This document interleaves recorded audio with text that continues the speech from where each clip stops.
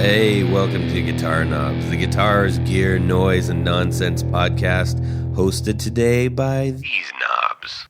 Tony Dudzik, Pick Guardian. Hey everybody, it's me, Todd, Novak. Welcome to the Guitar Knobs podcast. Thrilled to death you're listening to our show. Yes, y'all. We're going to have a good time. Yes. Because Tony's here. Yeah, I'm here. That's why we're all going to have a good time. Mostly me. Some of you. There's another Definitely not person him. that's here. Yes. Well, yes, let me get to that. Hey, there's another person here. Dave, would you like to introduce yourself? Dave, who are you? Hey, guys, it's me. It's me. It's Dave. It's Dave.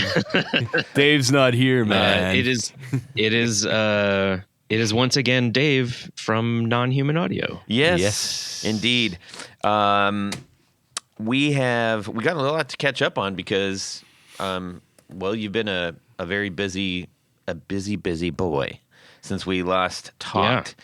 And I caught something that you posted up, and I was like, yo, what's this? Let's talk. And you said, well, I got a lot of stuff to talk about. It's like, great, let's get on the show. Yeah, well, we bumped into each other in Anaheim. Yes. Yep. In January. Yeah. And even back then we were like, we should. Again. Yeah, it is. Yeah. And even then we were kind of like, yeah, we should do it again. Yep. Which, Indeed. Now was, almost 11 months ago. Then is now. Here we are. Yes. Yeah. But when is then? How soon is now? Yes. Now. Just then, sir. Okay. Anyways, yeah. So we got some good stuff. We're gonna have some good times. We're gonna talk about guitar stuff because that's what you're here to listen to. And hey, Todd. Yes. If someone wanted to go back to the archives to see or listen to Dave's first appearance, yes. Do you know what number that was? I'm gonna say it was like 391. Oh, so close. Really? 384. Wait, ooh, that's a pretty good guess. That was. I was going to guess 398. I don't know. Oh, Okay. he wants to. You should know the game, like The Price is Right. You always go $1 lower. Yeah. I don't want to get sued here. And that's back from September of 2024. Oh, I was going to say November. So close. So Anyways, close. Yeah, excellent. Please do that because he'll tell you all about specifically the unclean and not the slow loris. Yeah, you talked about the slow loris a bit. Yeah. Yeah, the slow loris, yeah. And the unclean. Yeah, and the unclean. So yeah, that's because that was right around. It was a little bit after the Florist came out. Yes. But I didn't. Excuse me. I didn't have any florists to send you guys, so I sent you, a slow loris and an unclean. Yes. At the time. Yeah. And that was a good time. We're gonna have another good time. Okay, where can people go see the things that you make whilst they're listening? So just like last time.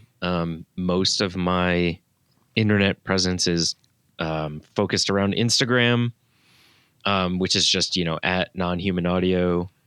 I do have a website, which is just nonhumanaudio.com. But yeah, that's primarily it. I mean, I feel like every time a new social media comes out, I, squat my name to make sure nobody takes it. And then I just don't really ever use it.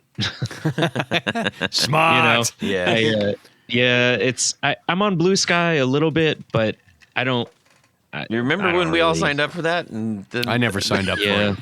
I don't even know what it is. I was like, okay. I use Blue Sky to basically just like talk about movies I'm watching, and that's about it. Yeah, I think That's what we use the podcast for. Yeah. Hey, look at us. Yes, nothing but Blue Sky. Anyways, Cool. Okay. Well, that's good. Do you have any announcements? Yes, we do. We have a couple of announcements. I wanted to say that we are in our final days, but by the time you're hearing this, there's probably like maybe 2 days left for the Foxcatcher giveaway. Yes. Over at Copper Sound. Copper Sound pedals. So get over there. All you got to do is give them your email, and I think you're in. Oh, it's Copper Sound Pedals / the guitar knobs? It's or just guitar /guitar knobs. Yes. And that gets you right to the form that you need to put in. I think you put your email in and said, please sign me up for this wonderful giveaway. Yep, absolutely. Also, let's see here. We've got,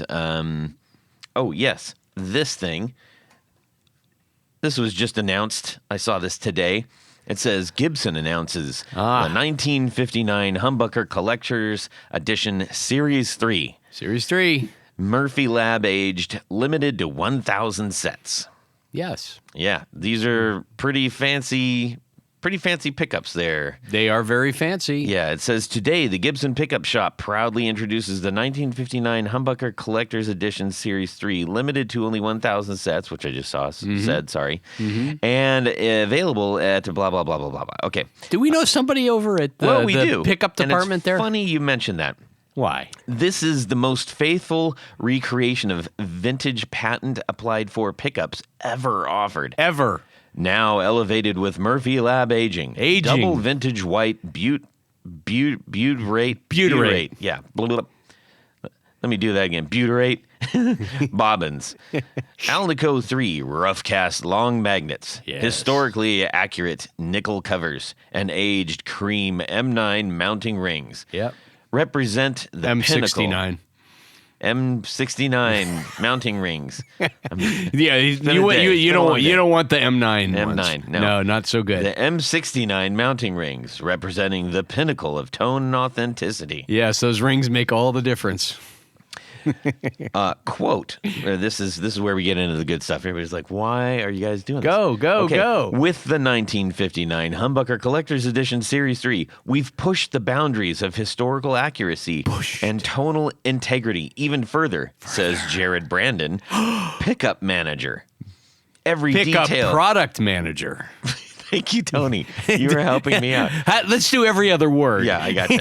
Every detail from the double vintage white butyrate bobbins to the Alnico 3 rough cast magnets was chosen to honor the spirit and sonic magic of the original patent applied for pickups. This set is not just a tribute. It's a time capsule for tone pursuists and purists.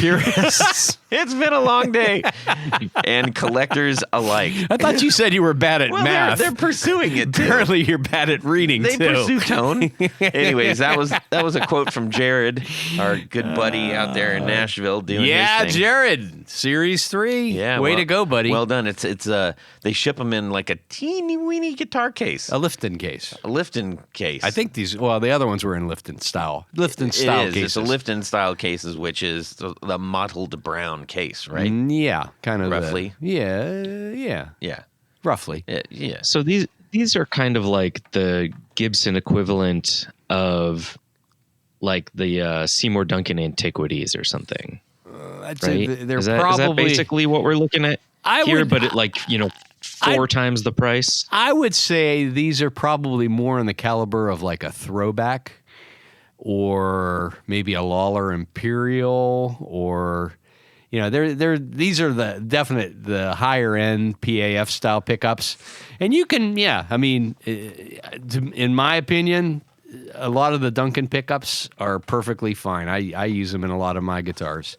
But I mean, sure. There's another group of people that want, every possible, as accurate as possible. And there's a lot of pickup winders around the world that are doing some really good reproductions. And Jared, when he had Brandon wound pickups, he wound a number of sets for me for some of my guitars, and and for Todd too, and they're really good. Now I think he's probably taking it a step further because they did some kind of like 3D scanning and blah blah blah blah. So these apparently are, as Jared so eloquently put, the most accurate PAF style. Yeah, I mean, for me, I'm very much a like every piece of the puzzle matters kind of person, right? Mm-hmm. So I wood matters, bone material matters, or not bone material, nut material matters, whether it's bone or nylon. Like everything matters. Pickups matter, magnets matter. Tuning machines matter. Tuning machines matter. Everything that is touching the guitar matters in some small way, right? Yes. Yeah. And I mean, they're $1,000 pickups. So Yeah. I'm just kind of like, But if you bought, okay, I mean, there's definitely a echelon of clientele that wouldn't even sneeze at that. Yeah. oh, absolutely. I'm not one of them. Nor am I. Yes. But Well, that was a question. I'm not one of them. I'm not one of them. San Diego. But no, it's there's definitely a group of people that want things as historically accurate, and there's a lot of people putting them in custom shop like R58, R59s. Les Pauls that want that just that little bit extra, or they can say, "Look, guess what I have in here," and Yeah. God I'll bless also them. say that like I am fully on board with just like, if it makes you happy, then more power to you. Yeah. Yeah, Like whatever it is, if buying these pickups and like you said, putting them in a custom shop or something like really, really gets you there, then hell yeah. and then sometimes it's a psychological thing. I mean, to my ear, I can usually tell a difference between, let's just say, a Dunkin' and maybe something that's a little on the higher end of the food chain, like a Throwback or something like that. But for a lot of people, that just one little extra thing, and psychologically they say, "Wow, this thing kind of makes me play a little bit better," or "I sound better tonight than I ever have," or "It works better with my amplifier." So it's it's a lot of money to spend on pickups, but there are people that want to do that and want that one little closer step to authentic PAF pickups. Yeah. Then try to buy a real PA. I mean, you're going to spend $1,500, $2,500, maybe more on an original PAF. Well, and I guess maybe to for put sure. that in a little perspective, one of the things that we talk about all the time is how fun it is to modify your guitars. Yeah. If you have an extremely expensive guitar, probably not going to be doing a whole heck of a lot of modifying there. Maybe. And this is a way to do it. Have some fun, I guess. Okay. Yeah. Anyways, in further news, that's it. What? Todd is done? But why don't we talk about what's going on in our music world this week? Tony Baloney's going to kick us off, Yes. and then we'll check in with Dave. Well, this past weekend, I had a little free time, so I was checking around, see what documentaries were out there. And I stumbled across the Leonard Cohen documentary. It's called Hallelujah, A Journey, a Song. And it was excellent. I mean, I think it was from 2021 maybe is when it came out. So I hadn't seen it, and he had long passed at that point, but or maybe recently passed in that. I forget when he died, but like probably most people, and even mentioned towards the end of the documentary, my introduction to the song Hallelujah was the Jeff Buckley version. Right. I mean, and that really took it over. But I was shocked at how many people recorded that song. It originally came out in like 1984. In 1991, there was a tribute to Leonard Cohen album, and John Cale, previously of Velvet Underground, did a version of it, which was killer.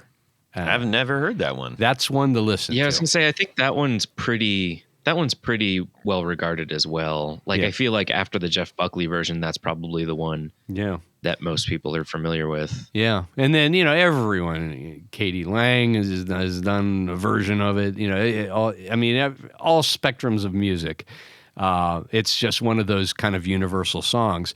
But it goes into more. I mean, there's a lot of the story about the song. Apparently, he had umpteen notebooks, and there's like 150 or 180 different verses that he just kept writing. He never stopped writing the song. Interesting. I think Bonnie Raitt would do a killer job with that. Yeah, maybe so. Well, I was thinking about Home on the Range, the Disney movie. Oh, okay. And so she's so, oh man, the main song. Yeah. Will the Sun Ever Shine Again? I mean, wow. So after Buckley's version in '94, the one that they say You got to say it like Casey Kasem. I don't have to. Don't make me do it. So after Buckley's version. No, the one that they said really pushed it over the top was in Shrek, the movie. Yeah, that's like jumping the shark, isn't it? Yeah, I mean, it was. And isn't that the John Cale version that's in Shrek? In the movie, it's the John Cale version. On the soundtrack, it's the Jeff Buckley version. Oh, interesting. Yeah, so because they originally had talked to Jeff Buckley about, or was it? No. Okay, not sorry, Jeff Buckley. What'd I do? Rufus Wainwright Okay. did a version of it, and that's the one that's on the Shrek soundtrack. And his version it's beautiful, but the people at Disney said that, or DreamWorks, whatever it was at the time, said that he sounded too young. It wasn't as grizzled as John Cale's version, so that's the one they ultimately used. Oh my! Yeah. But they let him on the movie soundtrack. Rufus Wainwright did the version that was released on that. So there you have it. Anyhow, I don't think Lou Reed would have done a good job with that. No. John Cale did a much better job. Yeah. Maybe Nico could have done it too. Lou Reed and Jeff Buckley could not be a more opposite approach to music. Yes. Maybe Luciano Pavarotti. Yeah. But anyhow, it's I think I saw it was on Disney Plus. If you have a chance and you have some free time, it's definitely worth watching. And you learn a little bit more about Leonard Cohen too. Yeah, that's cool. All righty. Dave, what's going on in your music world this week? Let's see. Well, I guess a couple things. Last week, my band played with this band called Greet Death. Greek Death. Which I don't know if you guys are familiar. Greet Death. Like hello, death. Like hello, sailor. Yeah, but they're kind of like a, up and coming, not quite shoegaze band, but not quite not shoegaze. Like there's weirdly like a rash of kind of shoegaze bands these days that are almost blending like an Americana country thing with the shoegaze, like wall of sound, almost Dinosaur Jr. kind of approach. Yes. And Greet Death kind of like falls into that, but we've played with them previously, and they have 3 guitar players. And are they 38 special? Well, but it's all, the way they handle it is it's all very, very intentional. In that, like, all the guitar players are playing different guitars. Yeah. They're playing through different amps. They're playing very clearly orchestrated different parts to just like construct this like really, really full and textured sound. And a symphony of guitars, if you will. Yeah, it's like, it's really, they're one of those bands that like when you see them, there's not like a hair that's out of place. Like they are just totally on top of everything they're doing. It's really inspiring. They just put out a record this year, so I'll have to check them out. If any of you out there listening find that interesting.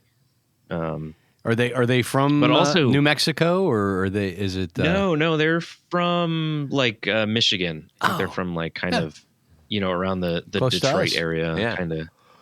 Yeah. And then I guess what's your band's name?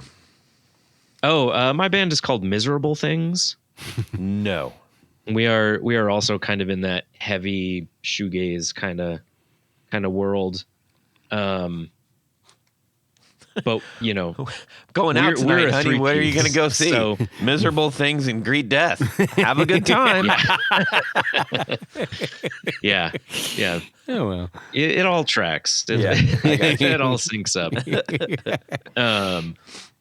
But yeah, and so we're a 3-piece. So a band like Greet Death, like the sheer like weight of what they're doing, I find really kind of inspiring of just like, you know, how can I fill up that much space Wow. kind of thing, you know? Yeah. But yeah, as I was thinking about this too, one other thing that has kind of like been a musical focus for me lately is, you guys familiar with the band AFI? Oh yeah, that was like early 2000s, right? Yeah. Yeah. So late 90s, early 2000s, Okay, yeah. Bay Area punk band, you know, kind of like almost like the second coming of the Misfits. Like they were kind of gothy and dark and, Yeah. but they just put out a new record that I kind of can't stop listening to. Oh. In that it is like kind of like a punk rock version of all of your like favorite 80s goth new wave bands. Okay. Like I know that sounds crazy, but it's like a punk leaning version of like The Cure and Depeche Mode and Joy Division. Okay. And it just kind of has this melting pot of all that stuff, and like it really, really works for me. So yeah, that's been kind of keeping my musical focus lately. I've been listening to it a lot, which is crazy because I was admittedly never a huge fan of AFI. You know, I grew up going to hardcore shows and stuff, so they were always kind of adjacent. You know, I've known about them since the late 90s, really. But I've always kind of come and gone with their stuff, and this one in particular is just, you know, really, really hitting for me. That's awesome. Good to hear. Well, I'm sure that sparked the interest of quite a few people. We always love sharing new music type stuff here. I love it. Well, as Oh, hey, Todd, what about you? Thank you, Tony. This week, you know, I decided I wanted. I started looking at some of the boost pedals that I have. Because I'm working on. Are these a couple boost new pedals things. or overdrive pedals or distortion? Boosts. These are just merely boosts. Just boosts. Yes. Clean boost or dirty boost? Clean boosts. Clean boosts. Yes. Okay. Now it's very. I mean, almost every boost now has some kind of thing to it. So I was just trying to get some clean to push the signal, so it didn't feel like it was. Now I could just take almost any overdrive pedal and just kill the drive on it. But I'm like, well, maybe I could if I could go a cleaner route and smaller footprint kind of thing. Gotcha. In front, so I can vary up some of our tonal attack in our new songs, and because somebody made the comment like, hey, can we go clean there? And I'm like, no. Clean. Yeah, let me break out my acoustic. Yeah. But then I thought, well, okay, well, what are they really trying to say? You're hurting their ears. Is what they're trying to say. I might be. Yeah. So yeah, this was just kind of fun, just kind of, tearing apart the board a little bit and making some room and seeing what goes in it. What was your final choice? I haven't landed on a final choice, but last night I ended up with the Copper Sound, not the Iris. Is it the Iris? No, it's not the Iris. It is the Gravity Bomb. On the non-mid hump or scoop. It's like right in the middle. It's just clean, and it's tiny little, footprint pedal, and going into the the treble boost that Hello Sailor made for me. Right. So pretty good. Nice. Yeah. So I'm like, hey, well, and to be fair, it's not going into that. It's just it's connected to it. I'm not trying to drive the treble boost. I was trying to get a sound that isn't. It's one or the other. Yeah. So it's in front of that. Anyways, or both if you really want to go crazy. Yeah. Huh. So I was, Cool. I was playing, and I just love getting home and saying, I don't know what's going to happen.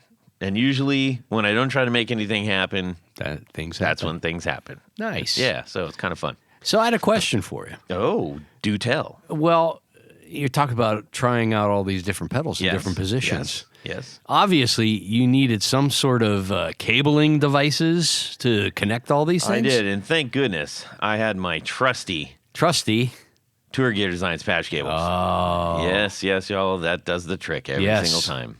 If you'd like to get some of those yourself, you got to go over to tourgeardesigns.com. Yeah.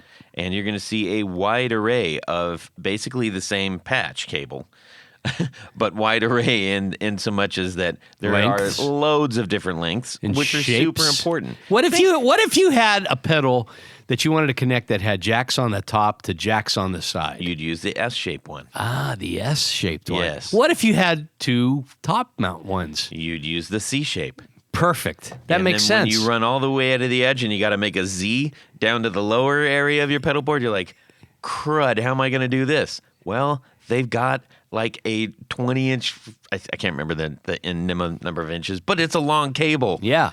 But it's still a patch cable. Yeah. And you're using all the same ones, so Yeah. you're not having to guess. Yeah. That's great. Nice. Load your card up, hit purchase. Don't worry, it's not going to go through. What that's going to do, it's going to give you an opportunity to put in this delicious code to save you 15%. Tony, what's the code? The code is the guitar knobs, all lowercase, all one word. There you go. Thank you, Tour Gear, for sponsoring our Four on the Floor. Let me get a little bit of this. 1, 2, 3. Four on the floor. Dave from Non-Human Audio. What is your updated Four on the Floor? All right. I got 4 on the floor. Are you guys ready? We are Yes. waiting. Okay. Yes. Please tell us. So, my first one is the brand new not Black Friday. What was it? Halloween special? I don't know. The One of those. The Death by Audio Infinity Verb. That was part of the Reverb Blacked Out series this Gotcha. year. It just came out last week as of us recording this. Mine showed up 2 days ago, and it is just a really, really great sounding reverb that has a very cool infinity function where you can have the infinity foot switch be latching or momentary, and then there's a bunch of different modes as to like how it does that like infinity thing, where it can just essentially like take like a little bit of a loop of your reverb sound and just kind of keep that going, or you can have it do like a self oscillation thing. And yeah, it's a really great sounding pedal. It's a great looking pedal. Death by Audio is doing this thing on their past couple pedals that they have face plates, and instead of like a traditional LED on this one, when you turn the pedal on, the whole name of the pedal lights up. Yeah. Nice. And like, that's just really cool. It is. Like at the end of the day, it's a great sounding pedal, but you know, we kind of talked about this last time I was on, that like if a pedal looks really cool, it's going to make me want to use it even more than if it just sounds really absolutely. cool. Absolutely. There are Yeah. some pedals that I've been actually looking at recently where I was like, because I'm like, I know what you probably sound like, and I'm very interested in that, but I need a little bit more compellingness from you, Mr. Pedal. You know? Yeah. There's a few. I mean, I'll just say it. The Universal Audio small pedals. You know? No, go ahead, please. I've the small Universal Audio pedals. Like I have the plate reverb one, which I'm even kind of blanking on the name now. But like the visual design of all those pedals is just really pretty boring. And it sounds great, but yeah, I'm kind of like, I don't know, it doesn't inspire me. Yeah, you like know? the non-CNC'd ones. Yeah. 'Cause Yeah, like the little single format ones that aren't stereo and don't have all the presets and everything. And yeah, because they do the ones like I think it was like is it the amp stuff? No, it's the it's like they're carved tops, scooped out top stuff. Mhm. Yeah, those ones. Yeah. Those Are ones the have big all ones. the those are the big boys. Yeah, I'm with you. There's a tremolo that they did that I was very interested in, and it was the same thing. It was just kind of okay, And some people that does not matter one iota, as my grandmother used to say. Mm-hmm. And Jared could not care less. No, couldn't care less. I care more than less. A lot more than less. I care more than nothing. Yes. Yeah. Okay, cool. Yeah. How about number 2? So Death by Audio Infinity Verb, number 1. Number 1. Number 2, I decided I'm going to go with the Asheville Music Tools ADG1. The Asheville Music Tools analog delay. Okay. I'm not familiar with Asheville Music Tools. Doggone it. So, Asheville Music Tools was started by this guy Hawker, who worked for Moog during the Mogerfoger period, right? Oh, yeah. So he was like one of those designers. Like he designed like that analog delay and everything like that. And then Moog got bought out by some, venture capital firm or whatever, and everybody got laid off. And so Asheville Music Tools is kind of his new company. Wow. And I have kind of come to terms with the fact that I think analog delay is a type of pedal that no demo ever does justice to. I think that's kind of fair. There's a je ne sais quoi that just can't. A certain je ne sais quoi. Yeah. What? Yeah. A certain je ne sais quoi. So I had, certainly like watched a lot of demos of this pedal, and they're a little pricey. So I was always kind of like, it's fine. I'll get by with, the delays I have. Some of them are analog, some aren't, like whatever. And then I happened to be in Nashville, and I was at Eastside Music Supply. Shout out Eastside Music Supply. Yeah. Yeah. And they had the whole lineup of Asheville Music Tools, and I was like, all right, I'm going to spend some time. I'm going to play these pedals. And the ADG1 was just incredible. Like, it just felt incredible. It sounded incredible in person. It is just one of those pedals that, like, feels incredible under your hands. It's probably the best sounding analog delay I've ever played. It's quiet. You strike me as somebody flexible. who's played a lot of delays. I've played a lot of delay pedals. Yeah. But yeah, this one, I was so impressed. I mean, like I had to take it home. I couldn't not have this pedal. It was like one of those, Mm-hmm. Did you get the green one or the special edition blue with the? No, it's the dark green one. Got it. But yeah, it's got, tweakable modulation and tap tempo, and it's really an incredible feat of engineering, that pedal, for sure. Now, is it truly an analog pedal? I mean, it sounds like all the things that they're doing, it has to have some sort of digital trickery involved. As far as whether or not there are any sort of digital control, I don't know, but it is a true Bucket Brigade. Oh, okay. Analog delay. Yeah. The SE model, the special edition blue one, has a little caricature thing of 3 bucketeers. Yeah. A Bucket Brigade. A Bucket Brigade is an actual, little cartoon of an actual little Bucket Brigade putting out the front. fire. Yeah. Cool, man. How about number 3? Sorry. Yeah. So number 3, I met Patrick from Eventide Yeah. at an event, and Patrick's a great dude, and we kind of hit it off. And when we were leaving the event, we kind of had one of those like, hey, if you ever want to, send some pedals back and forth, let's do that moment. So we did that, and I've been having a lot of fun playing the Eventide micro pitch. Ooh, okay. Yeah, which is, they kind of mark it as a delay. Like, I think technically it's called the micro pitch delay. But it really, when it boils down to it, it's just like the most tweakable modulator that I think I've ever come across.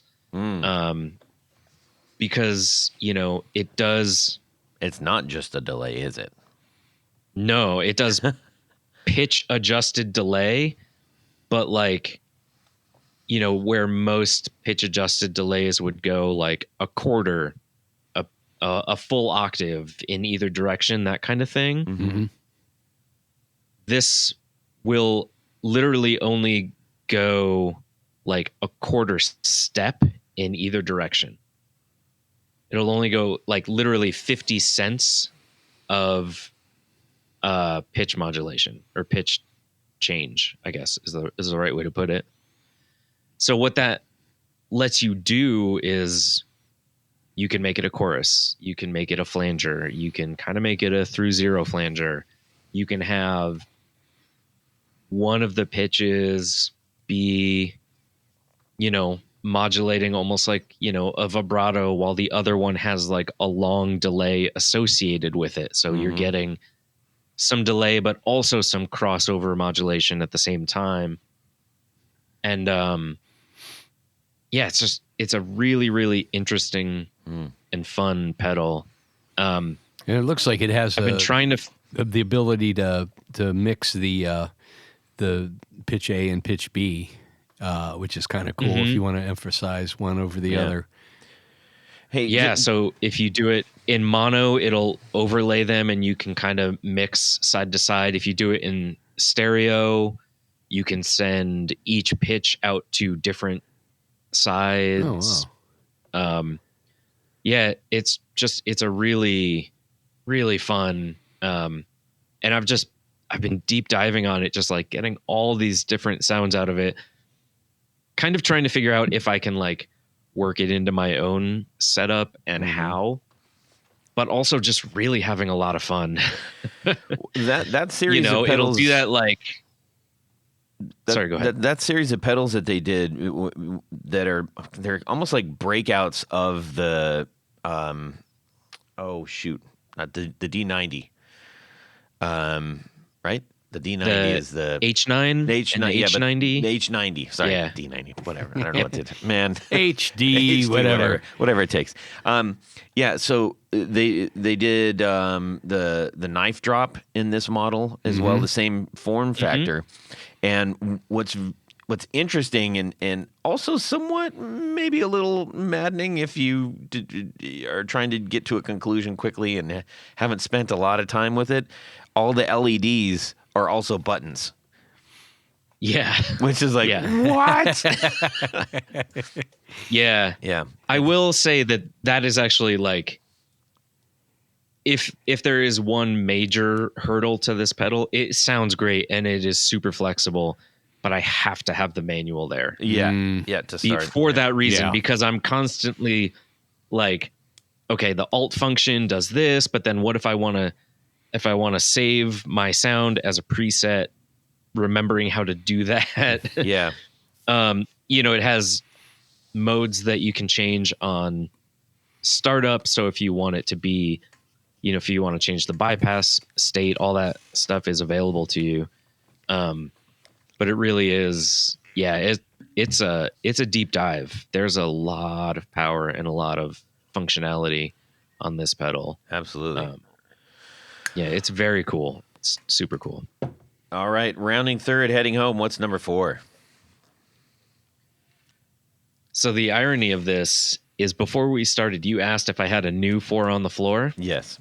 Which I do. Yes. But one of my ones that I was going to choose Yes. I actually had to go back and listen to our last episode, and I had picked it last time. Well, that's okay. One repeat is not bad.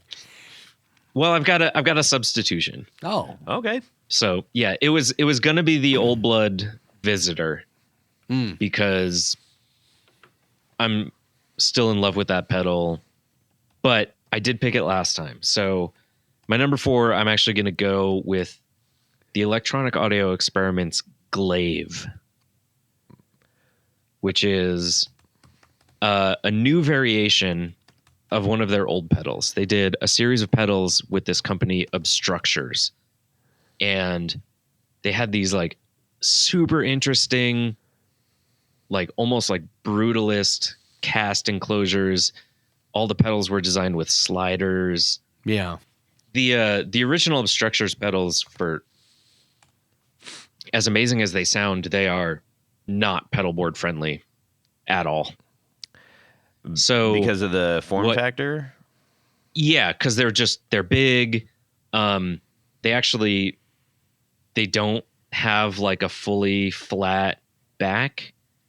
They've got a back plate that's kind of like screwed in, but it's kind of like inset, so you can't really put Velcro on them. And Yeah. But, man. so what John did is this new pedal, the Glaive, is basically like the version 2 of the Obstructures fuzz pedal. Okay. But it is in an actual like regular pedal format. It's, it's not huge. It's very, user friendly at this point. And he tweaked the sound a little bit, but it's just a really great sounding pedal that goes from like drive to just like fully blown out fuzz. Mm-hmm. And it's just super fun. It's like just one of those pedals that you just sit down and you just start playing, and you kind of just don't stop because you're just having so much fun with it. Well, I can imagine that one with your new Death by Audio one would be quite a day in itself. So that brings us to you and Non-Human Audio, and you've been busy making a bunch of cool stuff, and I thought it would be great to share it with our audience. I contacted you when I saw your post about the King Bear. That's a re-release, is it not? Yeah, somewhat. Yeah. So the story of the King Bear is that it was a pedal that I designed strictly for me, and I had the only one forever, and it was on my personal board, and it still is. But because I would periodically post pictures of my pedal board, and people would see that this was a pedal of mine that they weren't familiar with and wasn't out, I would always get a lot of questions about it. Mm-hmm. And certainly also, playing shows and stuff like that. And I always just kind of kept it for me because I was, I'm not even sure how to put this. I don't want to say like it was selfish, but like it was a little selfish. Yeah. It sounds Because, pretty like, selfish to me, man. Well, it was one of those things where this pedal was so instrumental to my sound that I kind of liked just having it as my sound. And another facet of that is that at its core, the King Bear is an extensively modified Big Muff. Mm-hmm. And, we talked about this last time that like, I've never been that interested in cloning, or there's a million Big Muffs out there. Yeah. I didn't want to just like put another one out into the world just because. But enough people kept asking about it, and I started to get the bug to want to do like a special yearly pedal. Like people put out a pedal every Halloween or every Black Friday or something like that. And as I thought about it more, the King Bear just seemed to be like a natural fit for that sort of thing. Sure. Because a lot of people wanted it, but I didn't want to make it a full production run. But I started to be okay with making some of them for people. But I didn't want to do Halloween and I didn't want to do Black Friday because there's always a lot of releases on those days. So I picked 11/11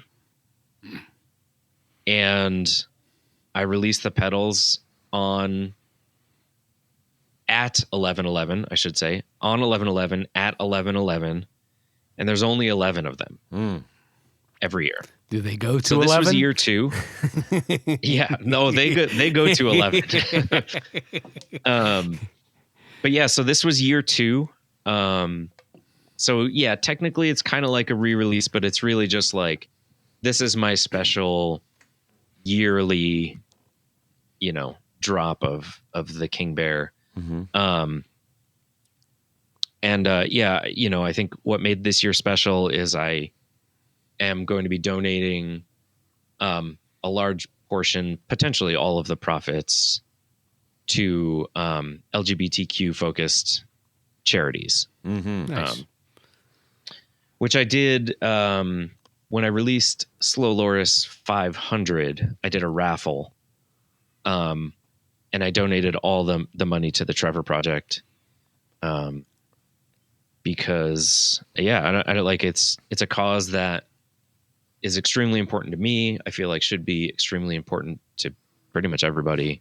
This is a heavily targeted portion of our population at this point, and I just started to feel like I have a platform, and I have the ability to like do some serious fundraising for some of these organizations that need a lot of help because, they're getting all sorts of funding pulled from them at governmental levels. And, I've had a good amount of success with my pedal company, relatively so, but it's enough that I can, raise some money and kind of help make a difference. Yeah, exactly. That's exactly where I'm at is kind of like, I'm not at the place where I can be donating all the money that I make because then I don't have a functioning pedal company. Right.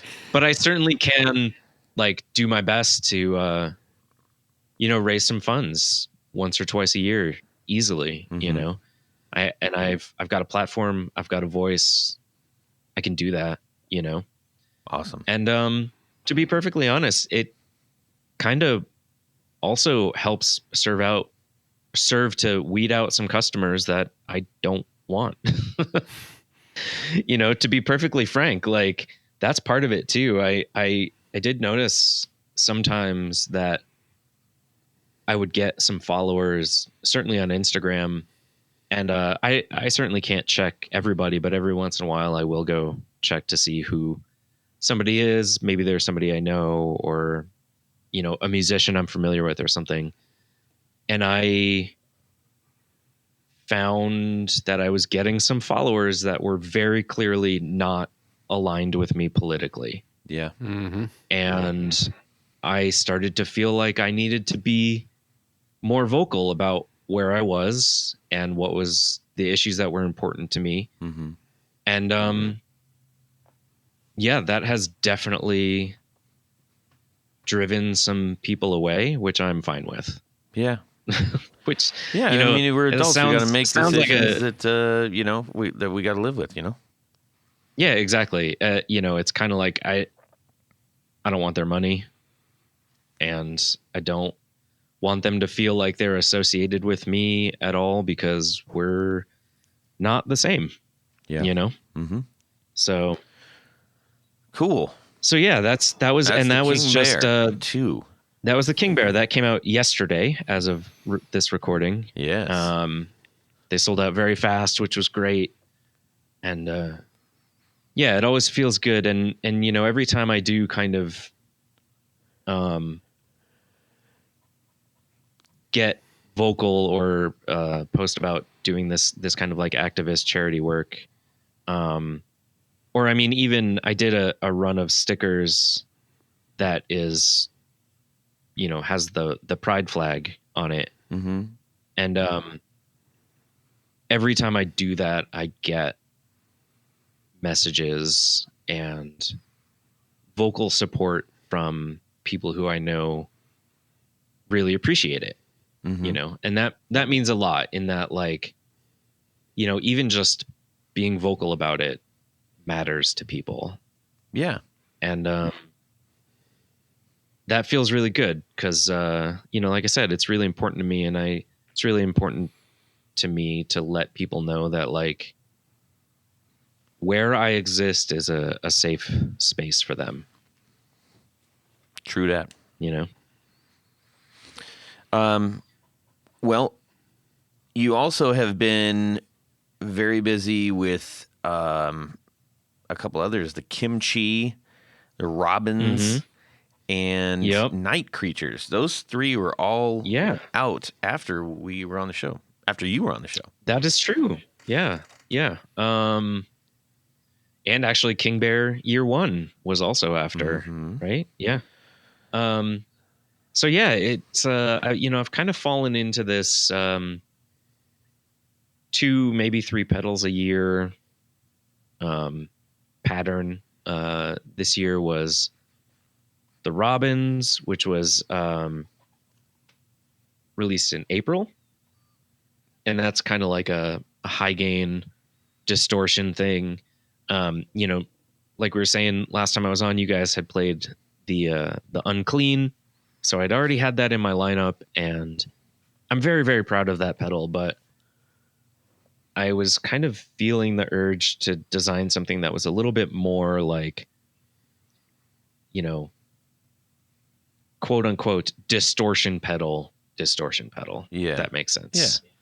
You know, I wanted something that, like, was just that super saturated, very high gain. Like the Unclean, when you really push it, starts to feel like you're just cranking too many amps too hard. Mm-hmm. It's like that kind of natural feeling almost. And the Robins, I really wanted it to feel like this is a distortion pedal, Yes. you know? Unmistakable.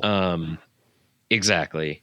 It very much harkens back to that, like, 90s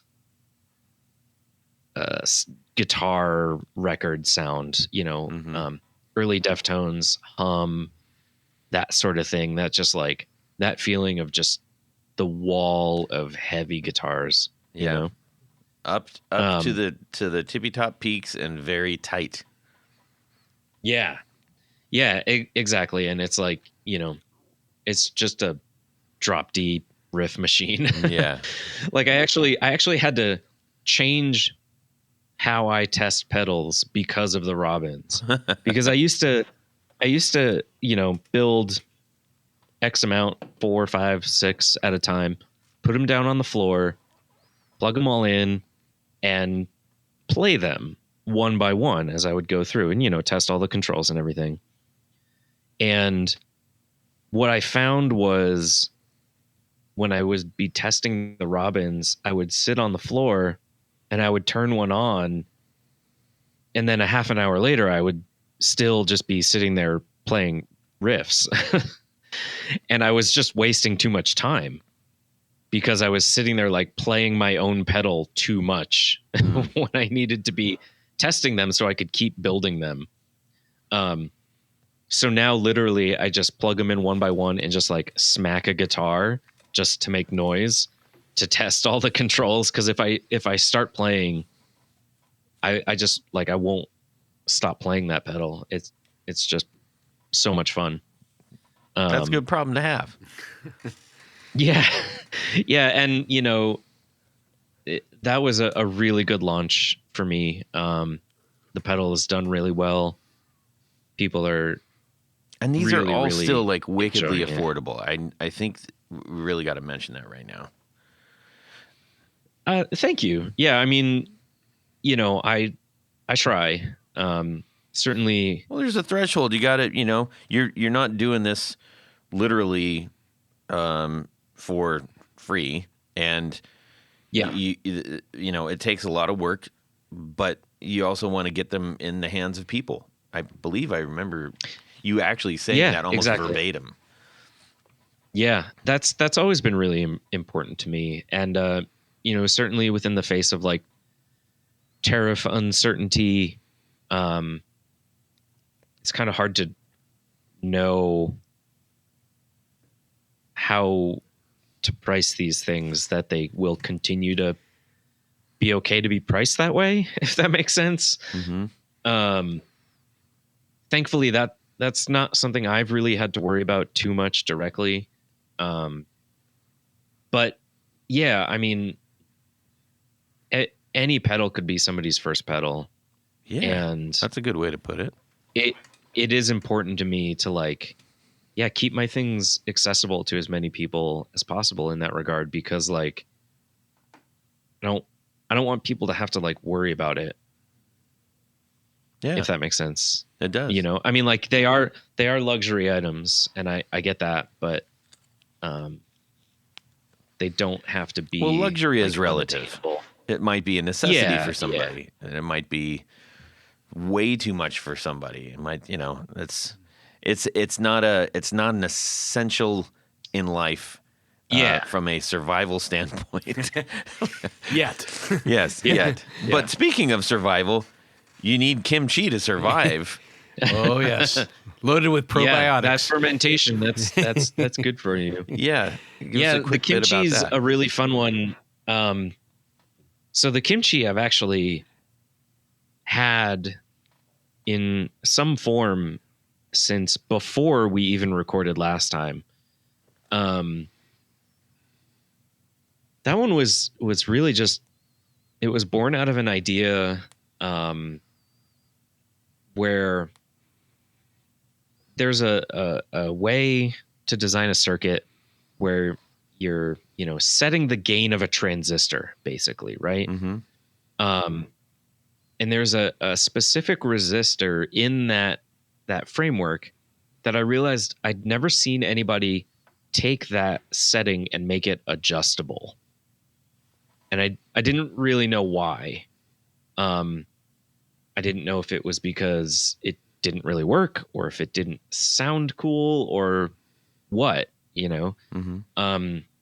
So it just started with that, where I was just like, well, let me try this and see if it works, see if it sounds cool, and go from there. And it does work, and it does sound very cool. So I built a pedal around it. Perfect. Good idea. And it does a really interesting thing where, it, for the first half of the gain control, it's almost like one pedal that is like that kind of glassy transistor drive sound. And then for the second half of the gain control, it becomes this very squashed and compressed fuzz. It had this very interesting texture throughout the whole range of the gain control. And that's another one. I have a lot of fun playing it. I think it's got a lot of versatility to it. But it investigates kind of like two extremes, and it is almost like two different kinds of pedals in one. All just because I was kind of like, well, let me try this thing and see if it works. That's how good things happen. Speaking I mean, that's kind of how the Slow Loris happened too, is I just made a couple mistakes and liked what it did and rolled with it. Yeah. You also had the I think the last one that is kind of new to us is the Night Creatures dual reverby delay. Yeah. So the Night Creatures was or is a dual parallel delay. And the reason I call it kind of like reverby is because it's really designed to create atmosphere rather than being a specific like delay pedal.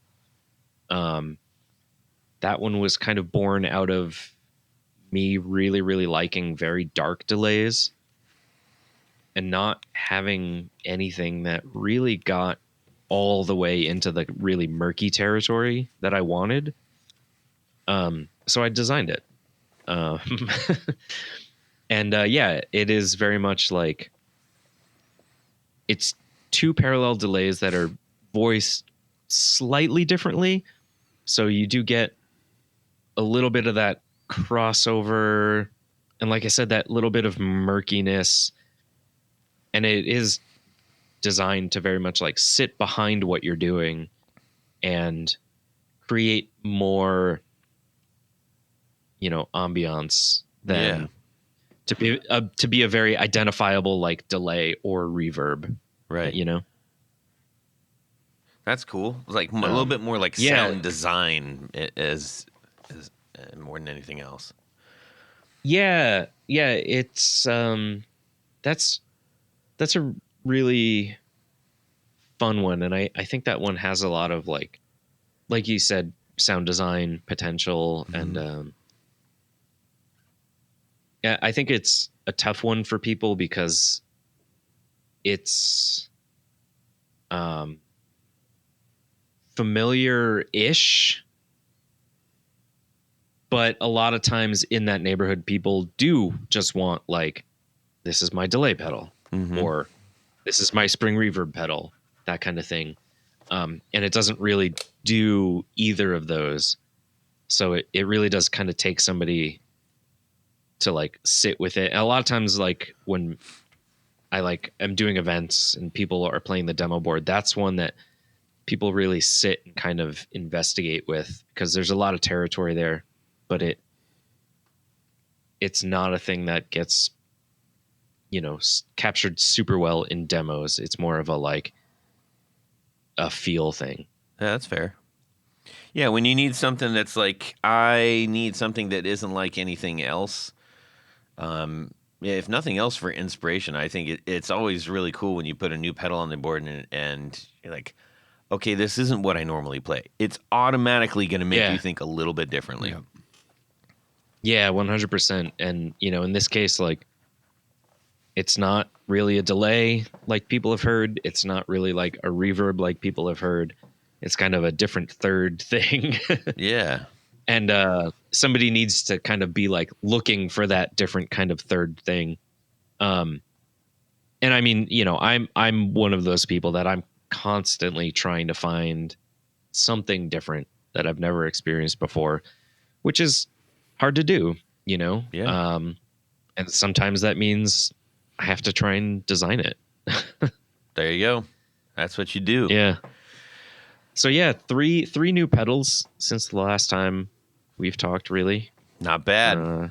I guess I have been pretty busy. Yeah, that takes. I mean, it's not. They don't just happen overnight, and they don't make themselves, and they don't, get in the hands of people by themselves. So that's a year's worth of work right there for sure. Yeah, and the Night Creatures especially. That was one that like that pedal was in development longer than anything else. I spent 10 or 11 months just hammering that thing out. There was, I don't know, a dozen different versions, small tweaks, small circuit changes. So yeah, that one took a long time to get right where I wanted it. Well, that means that people must figure out how to use it and when to use it and why to use it, and then now they must buy it and they have to go get it. Yes, yeah, indeed. Well, this has been awesome, man. It's great finding out everything behind these pedals that we weren't familiar with, and now that we are. So we really appreciate that. We want to make sure everybody gets over there. Go to nonhumanaudio.com and dig into these things. Like we said, they're priced real sweet, so it's kind of hard to have to pass on these things. So get yourself some. We are heading. We've rounded third. Rounded third again. Now we're heading. Well, there was a pickle. There was an infield fly, and we had to had to go back to second. Yeah, and then now we're rounded third quick. again. But yeah, now we are officially rounding third. We're heading home, and Tony, you got something good for us. I do, Todd, because at this point of the show, there is a little game that we like to play called Would you rather? Yes. Perfect. Would you rather? Yes, You're good with the button tonight. I like it. I'm going to give you an A+. I appreciate that. This week's Would You Gold star. Rather. Hey, guess what? What? Great news. Oh, good. You've won the lottery. About time. Oh, all those years putting $1 down at a time, it's paid off big time. I like it. Thousands and thousands and thousands and thousands of dollars Yes. coming your way. Yes. You decide to give yourself a little treat. Okay. You notice there's this new guitar builder, Henry Ford Guitars. You know what their slogan is. If it ain't black, You can have any color you want so long as it's black. yes. Well, that is kind of my motto. Yeah, and that is, you would require a gold sparkle pickguard, of course. I do have a gold guitar. I know, but it doesn't count. It's not playable Well, yeah. because it's not black. Well, Yeah. Anyhow, now, yes, his color selections are limited, but he by far makes the best. I do mean the best guitars in the world. of course. Now, would you rather have him, and he'll make anything. I mean anything. Okay. You got something you like? I'm thinking of He'll something in make my it. head. You got something else you want to design of your own? He'll make that. I like it. And it's all top notch. So, would you rather have Henry build you an exact replica? And I'm talking about down to the screws and the plastics and the pickups and the tuning machines and the woods of a classic model guitar? Or would you rather have Henry build you a modern, original style guitar with the absolute Cadillac of all parts, custom pickups, maybe some of those, new Gibson PAF pickups if you want to put them in there. Those are old. Yeah, but they're new. They're new old. They're new old. Okay. They're aged. Okay. Murphy aged them. I saw Everything it. old is new again. Yeah. Yes, it all comes full circle. And these are like, both of these guitars, the cost is they're about the same price. I got all the money in the world. You got all the money, you just won the big lottery. So would you rather have an exact replica of a classic guitar, and tell me which model it is, or would you rather have a modern original style guitar with all the best, all the cork sniffing parts? Interesting. Okay. When you say modern style, Yes. give us an example. Well, it wouldn't be something that you would see in the typical Fender Gibson lineup. Okay. It could be something Like a Novo or something like that. Yeah, maybe something like that. That's kind of that's Like kind an of a original It's design. it's a retro. It's a retro modern, Okay. but you get to pick. And Okay. that's so. If you do go that option, you have to tell me which. If there's a design you have in mind. Okay. Like you'd probably want just a Strat. I would Yeah, guess. most definitely. Maybe a Super Strat. Yes. With a pointy headstock. I love that. Okay. All right. It was fun. Okay. Okay. Tony, go ahead. Oh, you want me to go first? Please. Oh, okay. Well, you know me, I'm kind of a traditional guy at heart. Mm-hmm. And so I think Progressive, but traditional. progressive traditional, postmodern, Yes. brutalist. What? I cover everything, you Yeah. see. I think, since it's got to be a black guitar. Mm-hmm. The one guitar that I have never owned, The one? well, the one style of guitar I've never Okay. owned, is a Gibson Les Paul Custom. Oh, okay. Black with the, Yeah. 7-ply binding on all that stuff. And And so I think Why haven't you? That's a very good question. No. I guess no I time haven't. like I guess right I now. haven't won the lottery Yeah, I yet. guess not. No, and that's true. I mean, initially I was, back in the old days, I was kind of anti-establishment guitars. Yeah, well, when you were kind of coming up, Les Pauls were not in vogue. They were not in vogue, and they also weighed about 18 pounds. Yeah. So I was never. Those didn't really come back in until Guns N' Roses hit the scene, man. Yeah, I mean that's a fair assessment. Yeah. Yeah, but anyhow, so I'm going to have Henry build me a nice black Les Paul custom style guitar using a set of those fancy Jared pickups Excellent. I like it. with gold covers. I dig it. Yes, that's my choice. Okay. Let's see. Dave, how about yourself? Okay. I think I'm going to go the opposite way. Okay, you're And allowed. I'll explain why. And I can't.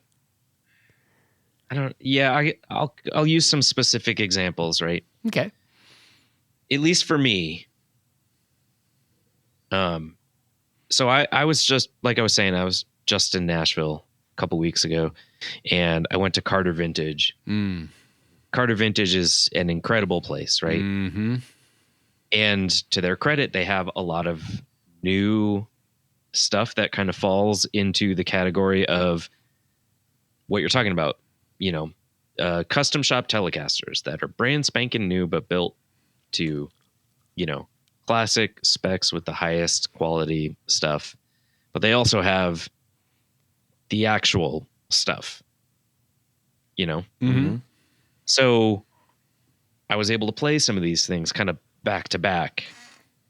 And for as undeniably great as the recreation stuff is, I've never played one that like held the same magic for me as some of the old stuff.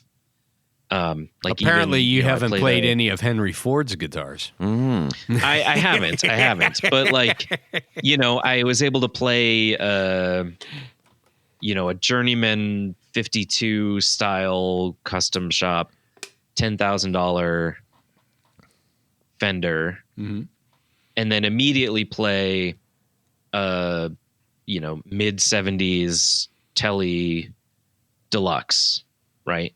Mm-hmm. From the actual mid 70s that cost a quarter of the price.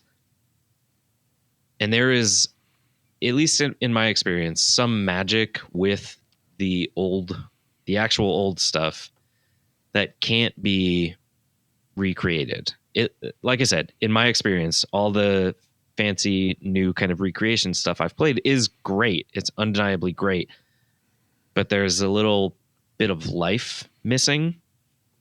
Yeah. Whereas I have played some new stuff that kind of falls into the other camp of, like I said, like the Novos or the Castadosa guitars or the Frank Brothers and that kind of stuff, where they are doing something unique and putting so much of their own life into it that some of those guitars feel more special than anything I've ever played. Yeah, there is something now, about granted, those Casadosas, man. Oof.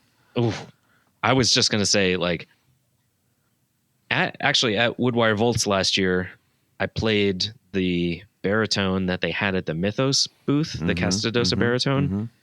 And like, that guitar is almost $10,000. But that is the best guitar I've ever played in my entire life.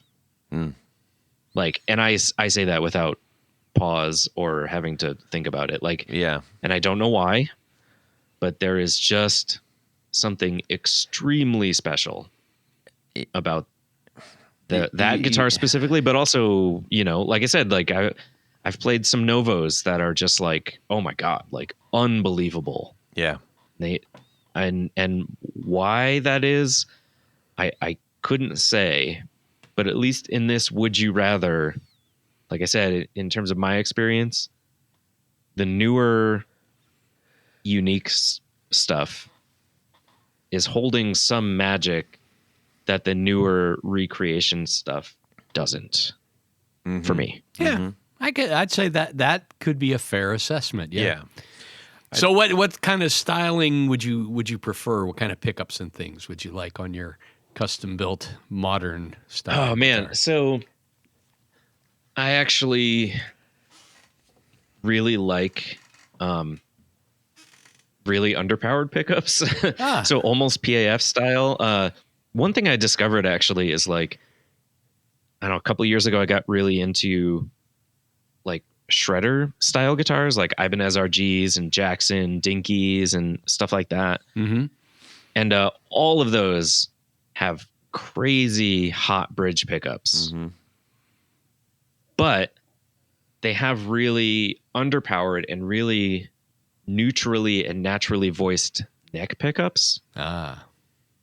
So kind of like my trick is I get those guitars and then sometimes I'll just literally swap the neck and the bridge pickup. Mm-hmm. But I've also taken to just like going on Reverb and buying like, 90s Jackson neck pickups because they're $30 and using those as bridge pickups because being neck pickups, they're not super bass heavy. They're really clear sounding because of the, frequencies that they're kind of like quote unquote designed for. Yeah. So yeah, I mean, I also like tellies. So like the single coil, underpowered humbucker thing, those are pretty similar sounds. And like, I definitely would lean towards that nice thin neck, like kind of like those shredder guitars. Floyd Rose, definitely. You are a glutton. Whatever for body punishment. shape it is, it's got to have a Floyd Rose on it. But yeah, Cool. yeah, Nice. I would say, give me a nice, like 8K humbucker, and I'll be pretty happy. Done. It's yours. Yeah. Okay, All right. Todd, what about you? I'm going to have him build the Barney Kessel semi-hollow, pointy. Kind of like the Trini Lopez, except with standard sound or F holes and a 3 and 3 And headstock. 3 and 3, yes. You can't handle that. I don't. 6 in I line. don't want 6 in line, and I don't want diamonds. But I want the pointed big body horns. And man. that looks In killer all black. in black. Yes, for sure. And Nice. and I would want to do white, black, white binding all the way around. Okay. Oh. So when I was in Nashville, I got to go into the vault at the Gibson Garage, Yeah. where they have the Trini Lopez prototype. That's a piece of work, that guitar.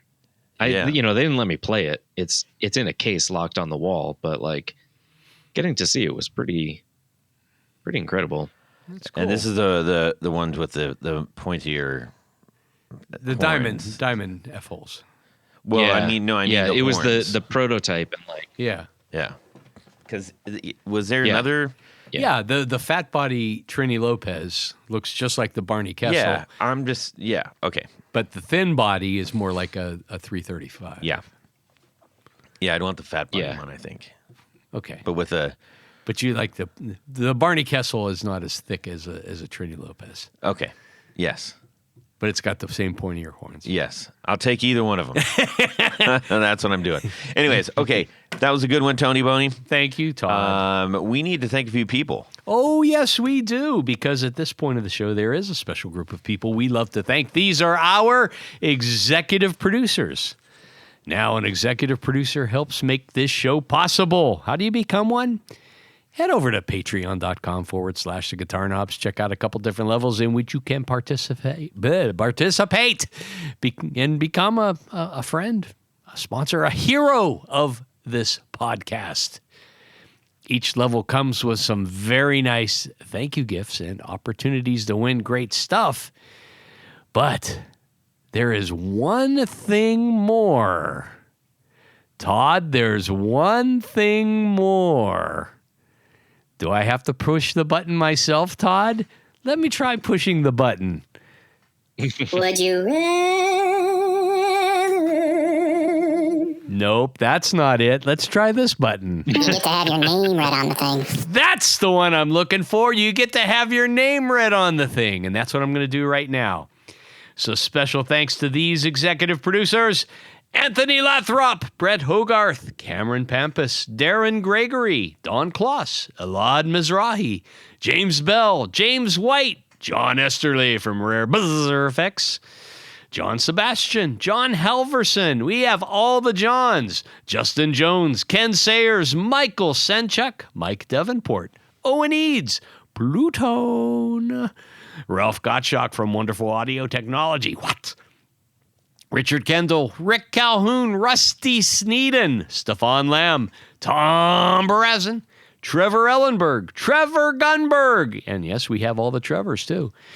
Vader and Pedals, Caribou Gone, and Ed Rossler. Heck yeah, man. But wait, there's more, because there's a special group of executive producers. We call them our Grand Poobahs. These are the creme de la creme, the top of the heap, they number ones.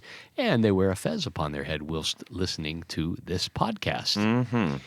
So special thanks to these Grand Poobahs: Anthony Jambalero, Billy Spitfire Unlimited, Bob Crouch, Brian Robison, Cody Foster, David Kaminga, David Tyndall, all the Davids, Enrico Fernando, Fox Hill Studio, Gregory Randall, Hex Matos, John Williams, Martin Cliff, Matt Hart, Michael Van Zant, Michio Murakishi, all the Michios, Moon Guitars, Pedro Vasquez, Sam Jett, Steve Keys, James Pennington, Zach Oswald from Brandon Wound Pickups, Jonathan Labate from M2 Labs, Ty Barnes, James Castellano, and Kenny Howe. All right. Thank you.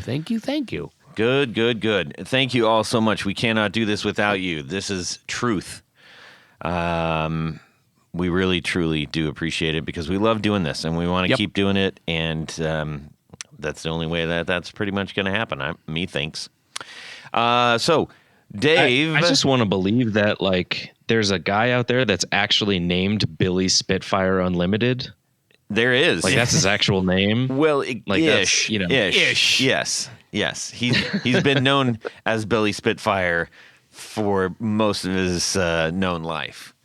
And he, I mean, if he legally changed his name to Billy Spitfire Unlimited, I mean, LTD. Yeah, you gotta give that guy major props. Yeah, he deserves the moniker, and he's a very, very solid dude. So we need to find out, Dave, where can people go buy your awesome pedals, man? Yeah, so nonhumanaudio.com. That's where you can buy all my stuff.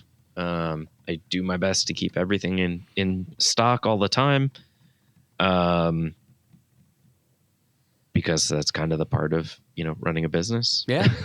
Sorry, but nonhumanaudio.com. I'm at nonhumanaudio on Instagram.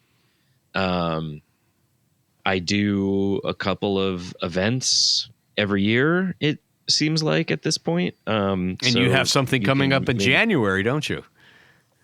I do. Well, when is this going to come out? Oh, it'll come out before next January. Before next January. Yeah, this will be this will be out next week. When? Now. Now is when it's now. out. Okay. How soon is now? Yeah. Yes.